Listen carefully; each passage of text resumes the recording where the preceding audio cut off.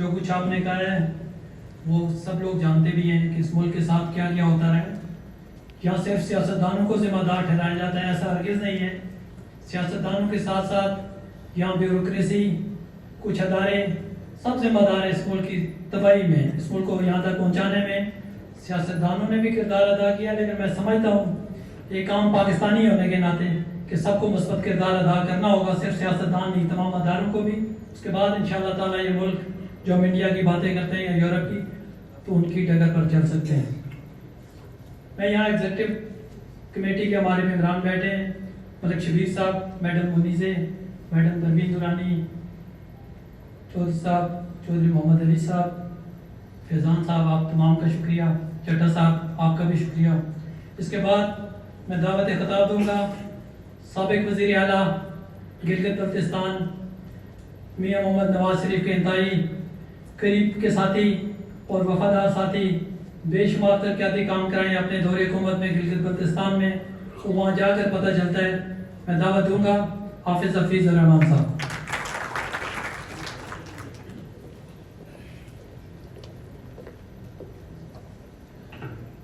بسم اللہ الرحمن الرحیم. ان اللہ لا یغیر ما بقوم حتی یغیروا ما بانفسہم. صدق اللہ مولانا العظیم. نہایت قابل احترام پروفیسر ڈاکٹر احسن اقبال صاحب، سابق وفاقی وزیر، سیکرٹری جنرل پاکستان مسلم لیگ نون، جناب ظفر بختیاری صاحب، جناب احسن ظفر صاحب، جناب خالد صاحب چیئرمین صاحب، جناب میاں عبدالمنان صاحب جمشید صاحب، اور دیگر میرے سامنے تشریف فرما اسلام آباد چیمبرز کے قائدین، انجمن تاجران کے قائدین.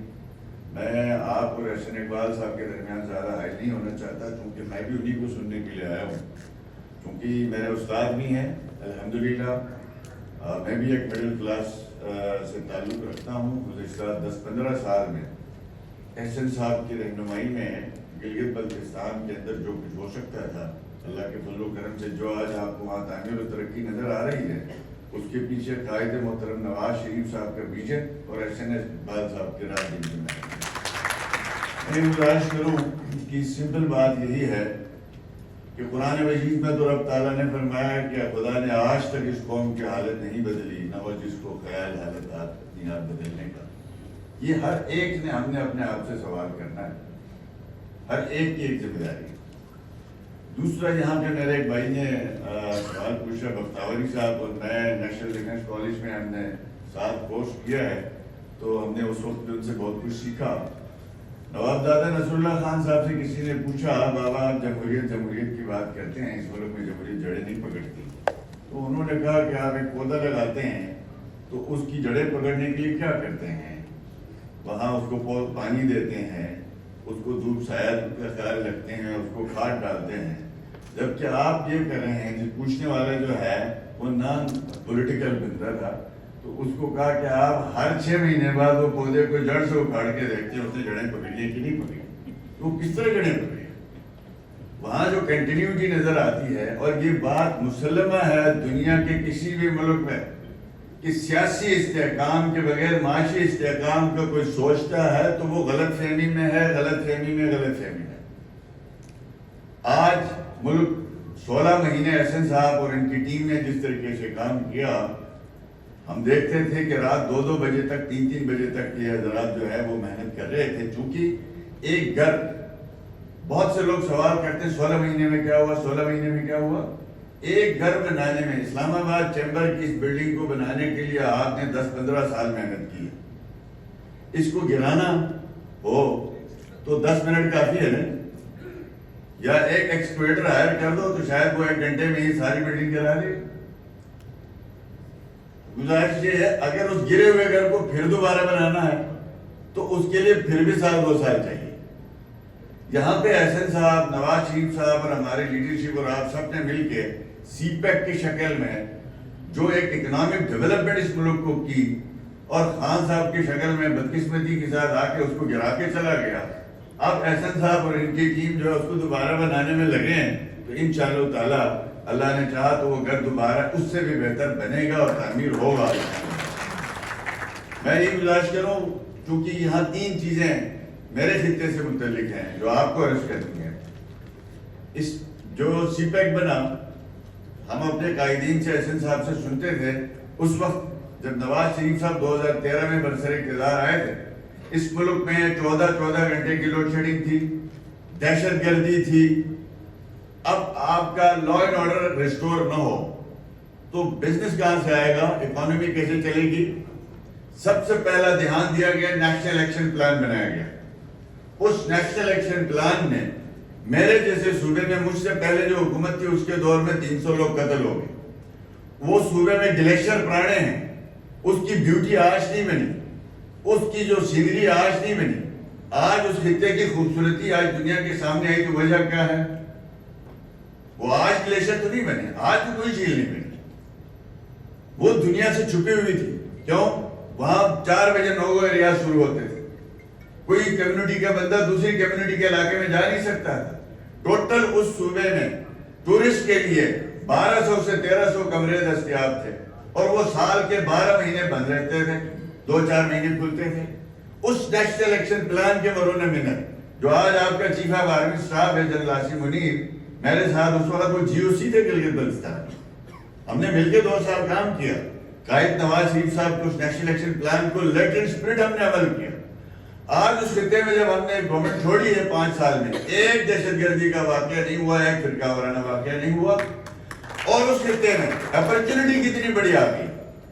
جہاں 1200 ہوٹل روم تھے، آج وہاں پہ 23,000 روم جو ہے وہ ہوٹلز کے دستیاب ہیں. اس سے بڑی انویسٹمنٹ کیا ہوگی؟ آج وہاں پہ رمضا کا ہوٹل بن رہا ہے، آج وہاں پی سی بن رہا ہے، آج وہاں پہ وہ پاکستان بھر کے جو انٹرنیشنل چینز آ گئی. کس وجہ سے آ گئی؟ اس نیشنل ایکشن پلان، اس ڈیٹرنس اور اس سختی کی وجہ سے الحمدللہ لا اینڈ آرڈر ریسٹور. دوسرا تاجر طبقے کو کیا چاہیے اس کے بعد؟ بجلی. آپ کو الحمدللہ 10-12 ہزار میگا واٹ وہ کی بجلی مہنگی ہو الگ ایشو ہے. لیکن تیسری بات جو ہے وہ کنیکٹیوٹی. گلگت سے اسلام آباد کا سفر آج سے نواز شریف صاحب کے دور سے پہلے، پچھلے دور سے پہلے یہ 18 گھنٹے کا تھا. احسن صاحب اور ان کی ٹیم نے گجرات سے لے کے اسلام آباد کا فاصلہ آپ کو جو ہے وہ 11 گھنٹے کا کر دیا. آج اسلام آباد سے گلگت کا فاصلہ 9.5 گھنٹے کا ہو گیا. بائی روڈ 18 گھنٹے سے آپ لے آئے اس کو 9.5 گھنٹے. گلگت سے سکردو کا جو فاصلہ تھا وہ 11 گھنٹے کا تھا. اب جو 52 ارب روپے کا منصوبہ نواز شریف صاحب نے احسن اقبال کے ذریعے سے امپلیمنٹ کروایا، آج گلگت سے سکردو 2.5 گھنٹے کا سفر ہے. آپ مجھے بتائیں یہ کیا پہلے نہیں تھے؟ نہیں ہو سکتا تھا. نل ترک ہمارا سوئٹزرلینڈ ٹائپ کا ایک علاقہ ہے.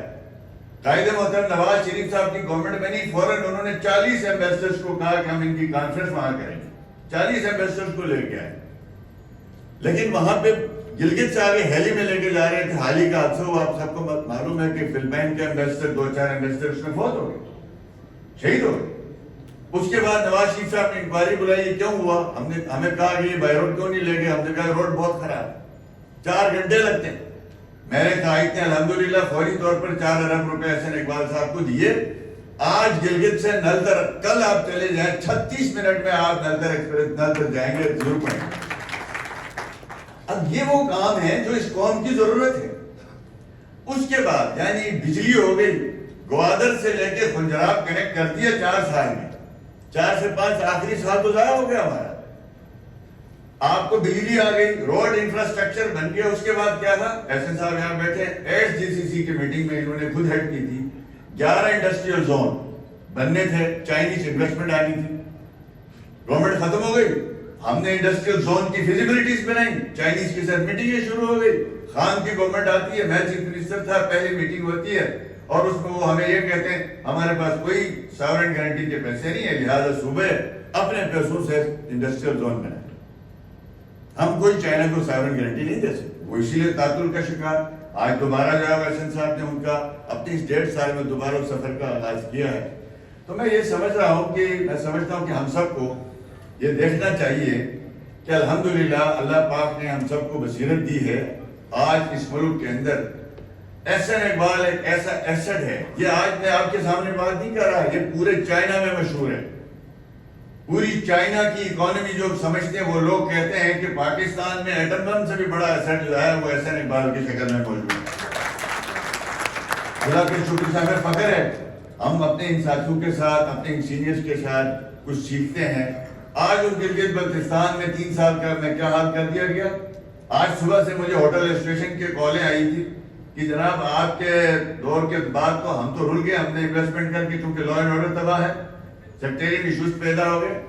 ہماری ریکویسٹ پہ ہماری فیڈرل گورنمنٹ نے پہلا دبئی سے جہاز لینڈ کرتا ہے, اسکردو پہلا جہاز ہے, اگلے ہفتے حالات خراب ہو گئے وہاں. اب یہ سوچنے والی بات ہے. بہرحال میں اسلام آباد چیمبر کا ایک دفعہ شکریہ ادا کرتا ہوں ظفر بختاوری صاحب, احسن صاحب اور جناب چیئرمین صاحب آپ کا. اور گلگت بلتستان میں جو 2 پروجیکٹ اس وقت احسن صاحب کی جو نیشنل اکانومی کے لیے کنٹریبیوشن والے ہیں, ان کی جو سچویشن ہے اس وقت وہ یہ ہے, ایک سڑک جو ابھی لاسٹ انہوں نے دوسری اپروو کی ہے, جو سی پیک میں تھی انہوں نے ختم کر دی خان صاحب نے, وہ گلگت چترال ایکسپریس وے یعنی گلگت چترال چکدرا. یہ سڑک تیزی سے کام ہو رہا ہے, 2 سال میں انشاءاللہ تعالی سی پیک کا الٹرنیٹ روٹ جو ہے وہ گلگت سے آپ جائیں گے چترال, چترال سے آئیں گے آپ چکدرا, چکدرا سے سوات. یہ 52 ارب کا منصوبہ ہے, 53 ارب کا. انشاءاللہ تعالی اگلے سال انشاءاللہ شاید 2 سے 3 سال میں بن جائے گا. FWNRC بنا رہے ہیں. 2 پاور پروجیکٹ ہائیڈل جس کی بات کی اجمل صاحب نے کہ سستی بجلی کیوں نہیں بنتی. سستی بجلی بنانے کے لیے آپ کو 10-12 سال چاہیے, یہاں حکومتوں کو 2 سال نہیں ملتے. بڑا مسئلہ یہ کہ شارٹ ٹرم تاجر کہتا ہے بجلی سستی کرو, فوراً بناؤ, انڈسٹری چلانی. اس وقت دیامر بادشاہ ڈیم کا 70% کام الحمدللہ احسن صاحب نے جب چارج چھوڑا تھا تو 70% کام ہو چکا ہے. انشاءاللہ 2027-28 تک آپ کو دیامر بادشاہ ڈیم کمپلیٹ ملے گا اور اس سے آپ کو 4,500 میگا واٹ بجلی نیشنلی انشاءاللہ ہائیڈل ملے گی.